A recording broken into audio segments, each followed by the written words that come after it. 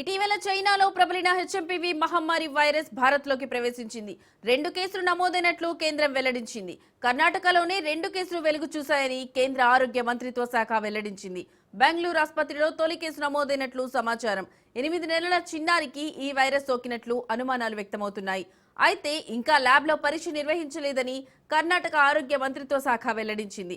Report అయితే private ఆసుపత్రి నుంచి వచ్చిందని స్పష్టం చేసింది. అయితే ఆ రిపోర్ట్పై తమకు అనుమానాలు ఉన్నాయని కర్ణాటక ఆరోగ్య మంత్రిత్వ శాఖ చెబుతోంది. మరోవైపు చైనాలోని పరిస్థితులపై అధ్యయనం చేస్తున్నట్లు కేంద్రం తెలిపింది. కాగా ఇప్పటికే హెచ్ఎంపీవీ వైరస్ పట్ల తెలంగాణ సర్కార్ అప్రమత్తమైంది.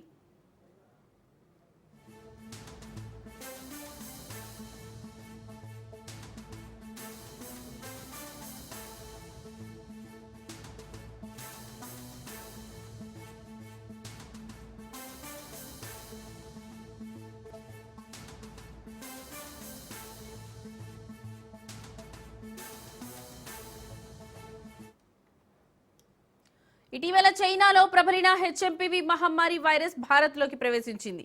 2 కేసులు నమోదైనట్లు కేంద్రం వెల్లడించింది. కర్ణాటకలోనే 2 కేసులు వెలుగు చూశాయని కేంద్ర ఆరోగ్య మంత్రిత్వ శాఖ వెల్లడించింది. బెంగళూరు ఆసుపత్రిలో తొలి కేసు నమోదైనట్లు సమాచారం.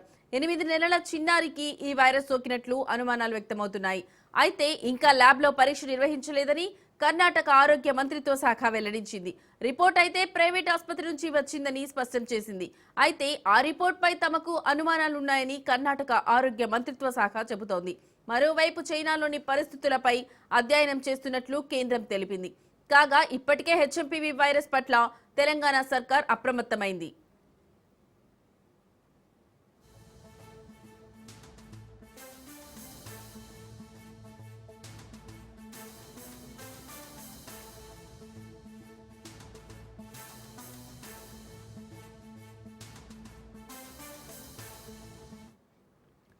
ఇటీవల చైనాలో ప్రబలిన హెచ్ఎంపీవీ మహమ్మారి వైరస్ భారత్లోకి ప్రవేశించింది.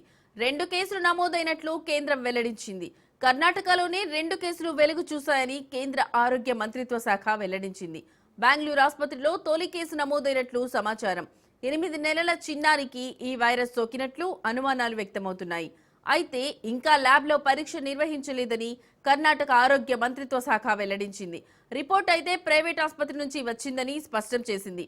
అయితే ఆ రిపోర్ట్పై తమకు అనుమానాలు ఉన్నాయని కర్ణాటక ఆరోగ్య మంత్రిత్వ శాఖ చెబుతోంది. మరోవైపు చైనాలోని పరిస్థితులపై అధ్యయనం చేస్తున్నట్లు కేంద్రం తెలిపింది. కాగా ఇప్పటికే హెచ్ఎంపీవీ వైరస్ పట్ల తెలంగాణ సర్కార్ అప్రమత్తమైంది.